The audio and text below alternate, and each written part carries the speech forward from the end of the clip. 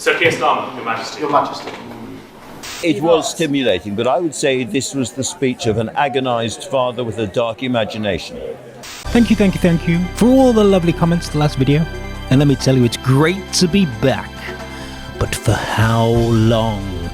As Aros2cents asked, wonder how long this guy can stay out of jail in the new culturally, not only economically fascist Britain. Well, Aros2cents, if that is your real name, maybe that's the plan. Yeah, maybe I want to go to prison. Do you ever think about that? Laugh it up in the comments now. But when it comes to the crunch, you'll be conscripted to fight in World War III, while I'll be living it up at His Majesty's pleasure. And you know, when the bombs start falling, it will be the responsibility of the state to look after me. So it's just going to be Starmer's cabinet and the entire UK prison population that are guaranteed a place in the bunker will be the ones who'll have to repopulate the earth. It's going to be challenging for all sorts of reasons. But then again, why do you think they're letting out all these hardened criminals and replacing them with young climate activists? Eh? I'm just connecting the dots. So, where were we? In our last seminar, we were discussing how Sir Keir Starmer, through grit and determination, through pure graft, has managed to reduce Labour's popularity by over 500,000 votes. And somehow this is marked as a sign of success in our sick society. Now, with nearly all the boundaries being changed since 2019, it is pretty much impossible to make direct comparisons in most places. But there were some interesting results in the places that didn't change.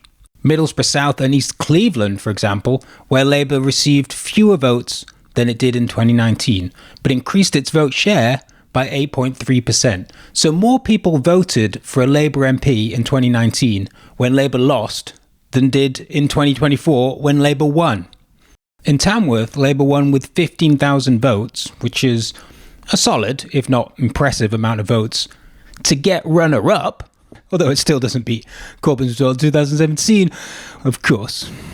But to win with 15,000 votes and a vote share of 35%, it's not great. It's not great, guys. Because it means out of the people who actually could be bothered to vote, which is not many, only 1 in 3 wanted a Labour MP to represent them in Parliament. Never mind form the government. You certainly couldn't call Tamworth a Labour stronghold, but despite having a Labour MP, you'd be hard-pressed to call it a Labour area. Starmer himself, even as the incoming Prime Minister, failed to get as many votes as he did under Corbyn's leadership. Of course, in 2017, Starmer was flying high, as every Labour constituency was, but even compared to the disastrous result of 2019, Starmer managed to halve the number of votes he personally received. Now, it should be noted that Starmer's constituency boundaries did change between 2019 and 2024, and you might say, well, obviously what happened there was it was entirely Labour voters that happened to be moved out of the constituency. The problem with that analysis is, though, that Labour got fewer votes in every single constituency that surrounds Keir Starmer's. And, I imagine, they got fewer votes in every constituency that surrounds Keir Starmer's. Why? Because Labour got fewer votes overall. But of course, you can prove just about anything with stats. So what does Keir Starmer use them to prove? Following the results of the 2024 general election, Starmer said this. Very many people voted Labour in that general election who've never voted Labour before. So we now hold seats in parts of the country that have never had a Labour MP. So this is an incredibly strong mandate. And yes, technically that's true. Some people who didn't vote for Labour last time or didn't vote last time voted for Labour this time. And some people voted for Labour for the first time. But it sounds very much like Starmer is saying more people voted for Labour, which they didn't. And that's classic Starmer, isn't it? Everything he says, it's all bad faith, relying on ignorance to push a certain unpopular and depressing perception of things. Old misery guts himself, Keir Starmer. Have you ever known such a whinger? Such a whining, whingy bitch?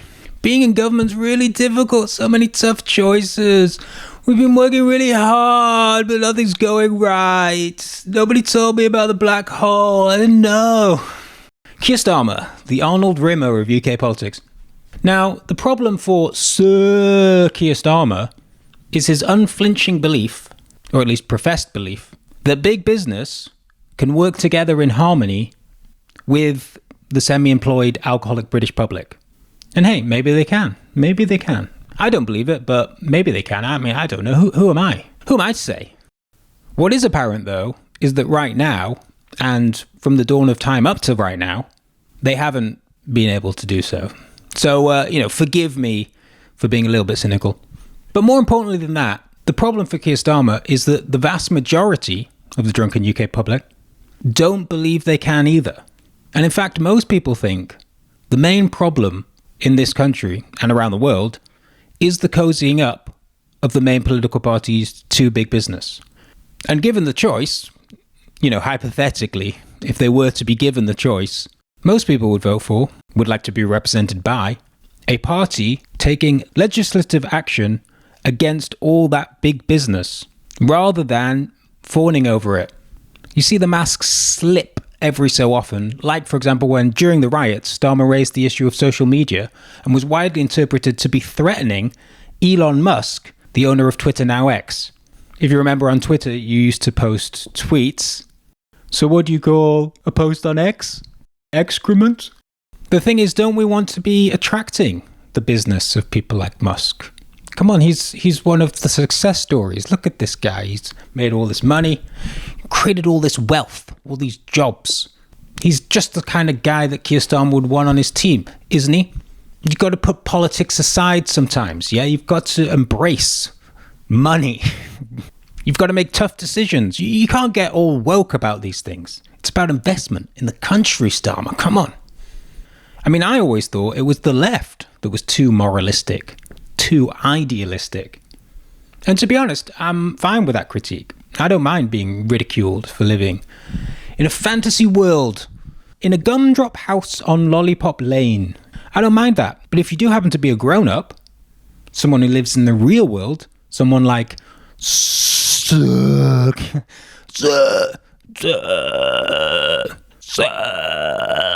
Starmer, for example, at least own it, right? At least own the brutality of your ideology. I'd have more respect for Starmer if he just came out and said, look, I know what is happening in Gaza might seem, on the surface, quite bad. But out of the ashes, there will emerge some extraordinarily sweet-ass beachfront property investment opportunities. In general, I just think that Starmer should use the phrase sweet-ass more, or at least, more than he does. Look, guys, if there's a way to raise BlackRock's sweet-ass share price other than on a mountain of young Ukrainian men's corpses, hey, I'm all ears. Yeah? Anyone? Yeah, that's what I thought. But Starmer doesn't do that, does he? There's this kind of whiny, whingy shying away from the system that apparently they love. And sometimes I just think, ironically, that, these guys should just grow up. Did you see James O'Brien blubbering like a child when he was discussing hospitals being blown up on LBC? It was the most highly unprofessional shit I've ever seen. Some of the footage appears to show people burning alive while attached to IV drips. This is 2024. This is the 21st century. This is an ally of the United Kingdom. LBC, can you get your host, who is on 300,000 grand a year, to fucking pull himself together for half a second so I can ring in and complain about ULEZ again? Can we just get it together, man? I mean, I just don't get it. This is everything you ever dreamed of, O'Brien. Labour is in power, huge majority. Judeo-Christian Enlightenment reasoning, bucko. Why so serious? Now, if you've been following this channel for a while, you might be under the impression that I'm completely obsessed with James O'Brien, and I relish his pain. Now, relish is a strong word. I mean, I would say that, just to clarify, there is some truth to the fact that O'Brien's pain does somehow enable me to produce energy, a kind of energy force, if you will. And there is evidence that I've developed a sort of dependency, a sort of chemical dependency on that, but it's purely a physical addiction. The truth is, I actually care about O'Brien, not as a human being, because in my mind, I've eerily erased his humanity and look upon him as a kind of fairly sophisticated but not particularly advanced piece of equipment, a tool of some sort, I suppose, like a thermometer or a compass, has its use. And so in that regard, I care about the information that I extract, that I gain from the usage of the tool. Ergo, I care about the tool, in some strange, twisted way. If the tool were to get damaged or smashed, then a replacement would have to be sought. And obviously that's an inconvenience. Not a massive inconvenience. You could say it's a moderate inconvenience. We've got enough topic. The big difference between the Starmer project of 2024 and the New Labour project of 1997 is that while back in the 90s there was perhaps a naive but nevertheless wide support for the public and private sector working together. A rising tide, a third way, everyone's a winner, baby, it could be you mentality, right? BHS, Debenhams, CNA, Woolworths, Sharks and Formaldehyde. Those were the days, but they ain't coming back. So the question for Sir Keir Starmer since becoming Labour leader has been, how do you win power in a democratic process while completely avoiding the main issue that everybody's concerned about? And it is everybody. The issue is often obscured because nobody in mainstream politics is willing to address it. But it's there, in the Green movement, in Brexit, in concerns about immigration. It's everywhere. It's like the elephant in the room. If elephant was slang for reinforced autoclaved aerated concrete. Now, I have no idea if Starmer has actually literally asked himself the question, how the fuck am I going to win an election without addressing anyone's actual concerns? It's really hard to get a sense of what Starmer thinks he's doing or why he thinks he's doing it. Mainly because of all the lying. But it doesn't really matter because the question has been at the heart of the Starmer project, regardless of whether or not he's aware of it. And if there's one thing we know about Starmer, it's that he's often unaware of things. That's one of his key features. When he's not just straight up complaining that his job's too difficult, being unaware of things is his chief excuse for continually failing everything. And this goes right back with Starmer. Before being an MP, for example, Starmer was head of the Crown Prosecution Service, where he was widely praised for all the great work he did there. And if you read into it, you find that it does seem very impressive, because apparently he was very hands-on and brought in a lot of reforms, which were apparently really good. But more amazingly than that, what you find is, despite being instrumental in all the good things that happened while he was in charge, all the bad things that happened at the CPS under Starmer were never his fault. And I think we can all agree that's a sign of good leadership, right? Let's talk about Jimmy Savile. So in 2009, the CPS under Starmer failed to prosecute Savile despite a police inquiry being launched after multiple independent victims came forward. A subsequent investigation into the failing was published by Alison Levitt in 2013, and she said, on the face of it, the allegations made were both serious and credible. The prosecutor should have recognised this and sought to build a prosecution. The police treated the victims and the accounts they gave with a degree of caution which was neither justified nor required. Having spoken to the victims, Levitt said, I've been driven to conclude that had the police and prosecutors taken a different approach, a prosecution might have been possible.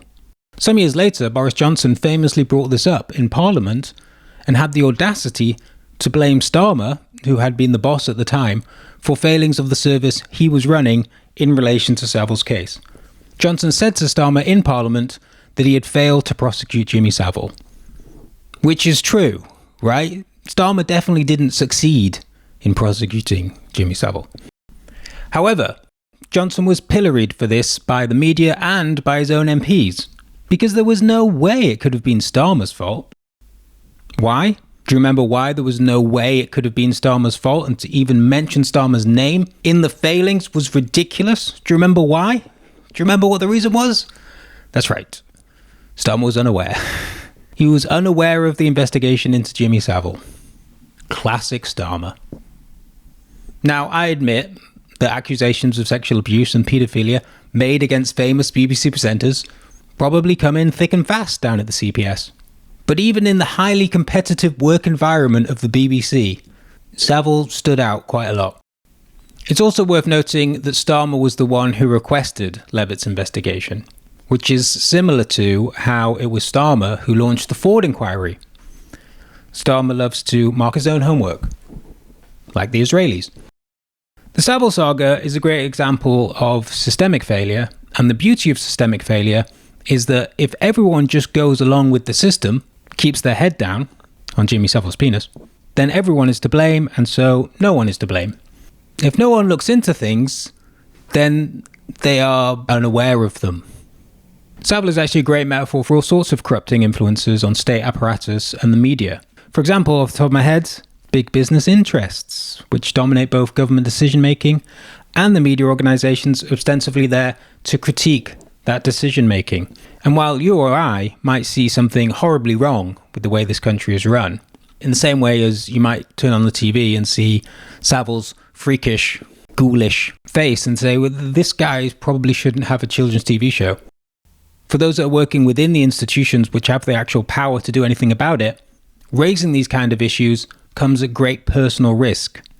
By the time Starmer became head of the CPS, Savile was a potential source of huge embarrassment to West Yorkshire Police, the Metropolitan Police, the Conservative Party, the Royal Family, numerous hospitals, charities and trusts, and of course the BBC itself, whose job it is to investigate and expose wrongdoing in everything else aforementioned.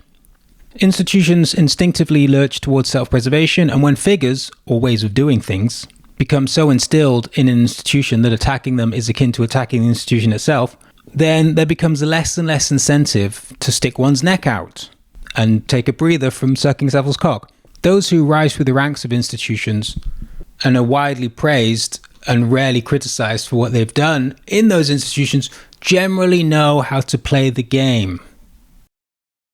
One more thing to mention about socially, culturally and societally powerful serial sex offenders who never face any repercussions until their death when suddenly everything comes out in an almost farcical market correction is that all those also implicated in their crimes, people who facilitated their behaviour and in some cases maybe even partook, now have the ability to give their side of the story with no pushback from the key individual because they're dead. Anyway, Starmer winning power addressing concerns. Should we go back to that? Almost seems irrelevant at this point. Anyway, how did he do it? How did he win the election with no support? No support from anyone? Well, I'll tell you. It's just a classic case of the long, fine British tradition of divide and conquer. By focusing on anything, and well, everything else, other than the main concern of everybody, you try to carve up the electorate into opposing constituencies grappling with issues that, in isolation, are irresolvable. For example, you take the PMC, professional managerial class. If you don't know what the PMC is, the concept was embodied perfectly in every character portrayed by the legendary Jim Patton in Chucklevision. So check that out for further information on that. It's obvious what's wrong. You haven't got a net. Ah, well, it's a day off today, you see. Take the PMC, the ugly, self-satisfied, conceited PMC, and you marry it to the ugly, self-satisfied, conceited activist left. Yeah, that's you, probably. And you say, guys, we've got to do something about climate change, guys. Not sure what, but it's definitely going to annoy people. That's the main thing. And everyone's like, yeah, we can all rally around that together. Great.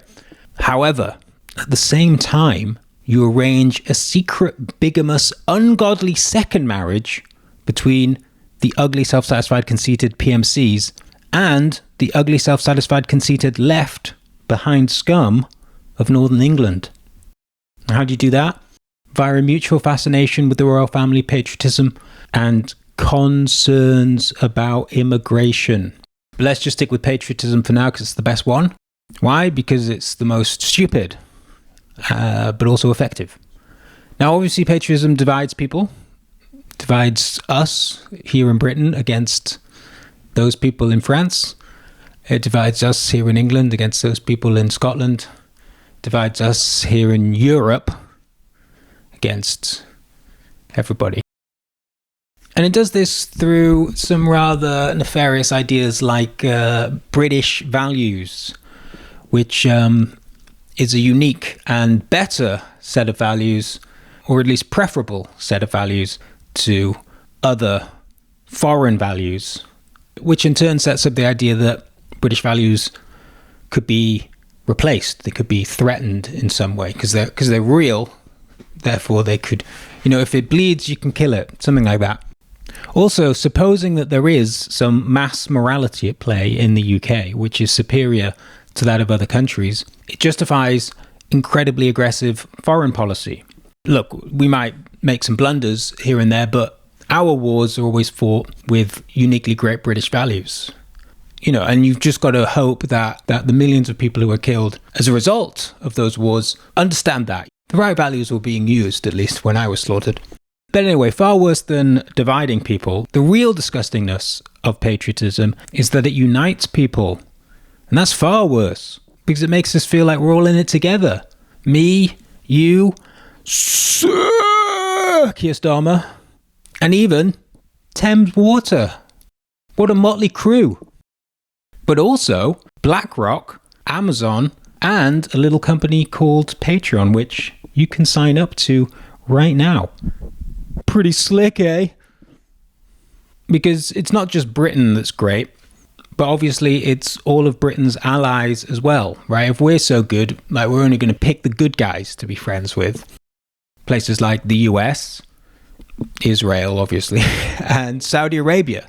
But sticking with the US, when you consider that the US has military bases on the UK mainland, and that the UK's nuclear capabilities are heavily reliant on the US military, and that all the digital infrastructure of the UK government, intelligence agencies and media runs on US-controlled software, you realise that if the US were, hypothetically to ever act against the UK's interests, how on earth would you ever find out? So it's bloody lucky that the US definitely doesn't do that. None of our allies do. They're allies anyway. They're our friends. We work together with our friends and never betray each other. And we do that because we share really good values.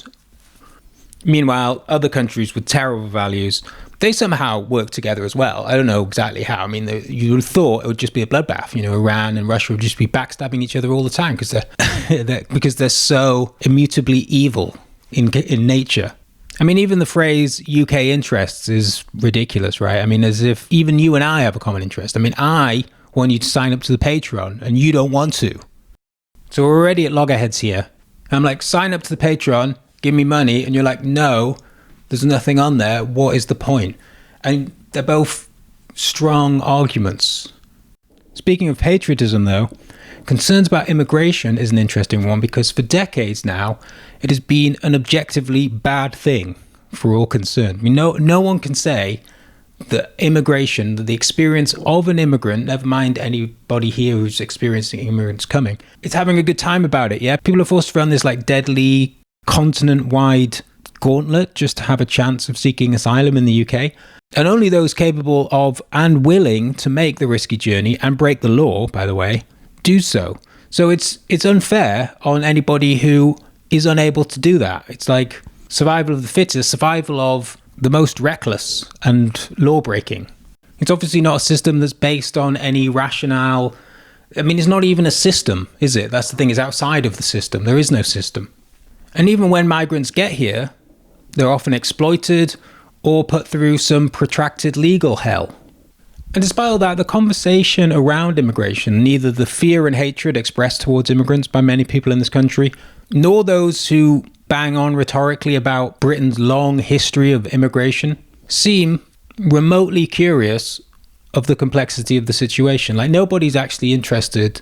And both points of view spawn from equally deranged feelings around patriotism, with the latter framing Britain as this exceptionally welcoming place for immigrants, rather than simply an outgrowth of colonialism. But implied within this exceptionally welcoming place idea is that Britain is very tolerant to other peoples and other cultures, unlike other peoples and other cultures, so fuck them.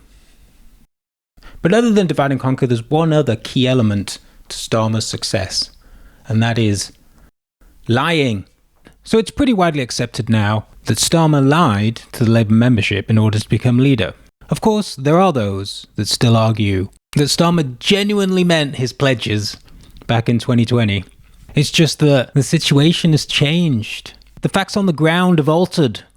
And I think that's a bit unfair on Starmer, because that would mean that Starmer was stupid enough to make some specific, concrete pledges with no way of knowing whether he'd be able to keep them or not.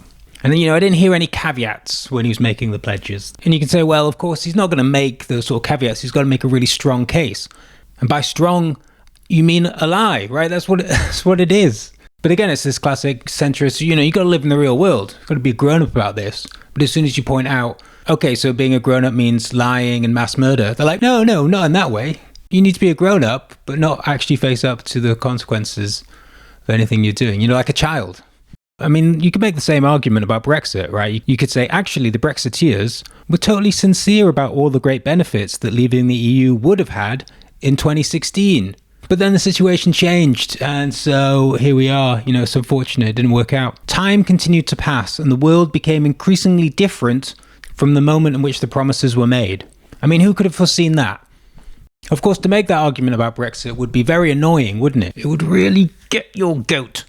And so that's why Starmer is clearly a liar. And that's actually a good thing, actually. Because if you remember, at the time of the 2020 Labour Party leadership election, the membership was overwhelmed with Corbyn-supporting lefties. And so it was really important that the sensible and capable right wing of the party seized back control by hook or by crook. I mean, this is important stuff. The country needed a Labour government. You can't let things like integrity or even democracy get in the way. When you're on the right side of history, you're obviously justified to be a little, or a lot, unscrupulous. The ends justify the meanness. For example, not disclosing who's financially backing your campaign, or expelling members for no reason, or sacking people for no reason, or fixing local elections, parachuting in candidates. It might seem anti-democratic. I mean, it is anti-democratic. It might seem morally bankrupt. It might seem authoritarian. But just look at O'Brien. He's over the moon with this Labour government. Another devious thing you might do is push the narrative that Labour's main issue in 2019 was that it had too many popular policies. It was too popular, rather than Labour's problem being its one huge unpopular policy, which was its Brexit position, which you just happened to be at the forefront of. Seriously, this is what we're supposed to stomach. In 2017, people had widely accepted that some form of Brexit would have to be pursued to honour the mandate of the previous year's referendum. But somehow, by the time of the 2019 election, there was a massive push underway for a people's vote, which, if you remember, had emerged out of a completely spontaneous, organic, grassroots organised campaign by the people. Hence the name, the People's Vote Campaign. A loosely connected group of anarchic activists. It was like Occupy. Do you remember? It was like Occupy if it was centrally controlled by Peter Mandelson. The author of all your pain. And Jeremy Corbyn was often called out for not lending his support to this 100% unastroturfed movement. Because Corbyn didn't go to the protests, like some Labour MPs, such as Labour's key champion of the EU and Brexit Secretary, Sir Keir Starmer. Starmer had in fact single-handedly kept the People's Vote dream alive with a rebellious speech at Labour's conference in 2018. And then, just in the nick of time of the 2019 general election, the Labour leadership reluctantly changed its Brexit position from the popular 2017 one to a vote on the deal with Remain as an option, just as Starmer had said. Then, in the 2019 general election, despite getting a huge amount of votes overall, more votes than even the mighty Keir Starmer did himself, Labour had one of their worst results ever, because they lost a huge number of seats in Brexit voting constituencies, because they lost a huge number of votes to a party that at the time was called the Brexit Party. And yet apparently the 2019 election wasn't anything to do with Brexit. In fact, it had so little to do with Brexit that Labour's champion of the EU and Brexit Secretary, Sir Keir Starmer, was actually an ideal candidate to replace Corbyn. What a terrible election. Let's get someone in who had nothing to do with what a hash we made of that. Let's get Keir Starmer. Gone would be the days when Labour were just looking inwards, just voting for candidates who championed their niche causes. Starmer represented an outwardly facing party that addressed the broader concerns of the electorate, which of course included staying or rejoining the EU. I mean, that's obvious. Everyone agrees on that. And yet, on becoming leader, Starmer immediately shifted. Well, I say immediately shifted. He slowly and slidily, sneakily and snidely shifted Labour's Brexit position so that it fell back in line with the government's. Pretty much where it was all the way back in 2017. We've gone full circle, haven't we, guys? But why? Why did Starmer do that? Well, he claims that the 2019 election had been the last word on Brexit. Obviously, it was a decisive vote on Brexit. Everyone knows that about the 2019 election. You'd be a fool not to see it. But whatever did become of the People's Vote campaign? Well, they'd served their purpose and went the way of the campaign against anti-Semitism and Joe Biden and Volodymyr Zelensky, it seems. Of course, the hope of a lot of Starmer supporters is that much in the same vein as he lied to the membership in 2020, he's lying to the public now. The hope is that back during the leadership election, he was lying about NHS outsourcing, of course, but he was telling the truth about freedom of movement. And it's now that he's lying about that. The rule of thumb with Starmer basically is that if you like what he's saying, then he's telling the truth. And if you don't like what he's saying, then don't worry, he's just lying to mollify the right-wing press. Now, as I said, it's important to divide the electorate on some things, but other things, such as Brexit, are unhelpful. Because, and this is the most interesting thing about Brexit, by the way, if you see leave or remain or rejoin or whatever as an all-encompassing political view, and many people seem to, then you can completely reframe politics in a way that divides the electorate in a way that's almost exactly perpendicular to the Tory-Labour divide. With just a little shift in perspective, suddenly you discover that half of all Labour voters and half of all Tory voters aren't so different after all, and in fact, the people they really hate are the other half of their own party. But this is the power of political framing. Brexit opens up a whole world of ways you could get a democratic mandate to run this country. Let's say, for example, Marmite, whoever owns Marmite, I don't know, is it a company or I don't know what it is. Let's say Marmite bought Twitter and then started amplifying accounts complaining about extroverts being too loud and reserving 5 tables at a pub and then not turning up to those tables until an hour after the reservation. Imagine if they then started their own political party called the Marmite and Silence Party. Throw in a ban of all unnecessary tannoy announcements at train stations, and I think what you've got on your hands there is a constituency. Personally, if I was going to join the Marmite and Silence Party, I'd only do so as an entryist, as is my wont, when it was on the verge of power. And then I would attempt to move the party towards the extreme position of an all-out ban on pub table reservations, which I think would be probably the overall popular position in the country, but it would also be very divisive and might piss off those key swing voters in Nuneaton. But I think if we could just get people out who don't generally vote in Nuneaton, I think we could swamp them. Actually, I should just mention at this point that I'm not even a fan of Marmite. And so even though I would be in the Marmite and Silence Party, I would actually be secretly pushing an anti-Marmite agenda. And you might say, how can the Marmite and Silence Party be anti-Marmite? It's in the name, for crying out loud. And I'd say, oh, ho, ho, exactly. Marmite supporters have nowhere else to go. Now, if you don't mind, I've got a reservation at my favourite boozer with the head of MI5. Joining us will be an ex-Tory donor, some interchangeable member of the Israeli lobby, Britain's largest drug dealer, and Jimmy Savile's reanimated corpse. We're quite the formidable quiz team, let me tell you. On the whole, the plurality of the electorate don't vote. And what's interesting about 2019 is that much of the commentariat were aghast at the choices on offer. However, turnout was the highest this century, bar the preceding 2017 election, which they found equally disconcerting. By the time of the 2024 election, the centrist cliques of both parties had successfully, and with brazen disregard for democracy, retaken the leadership from the flanks. And the reaction from the electorate was not to vote. Not interested. Join us again for the next episode of whatever this is, when we'll be discussing the UK riots, and probably James O'Brien will come up, and plenty more on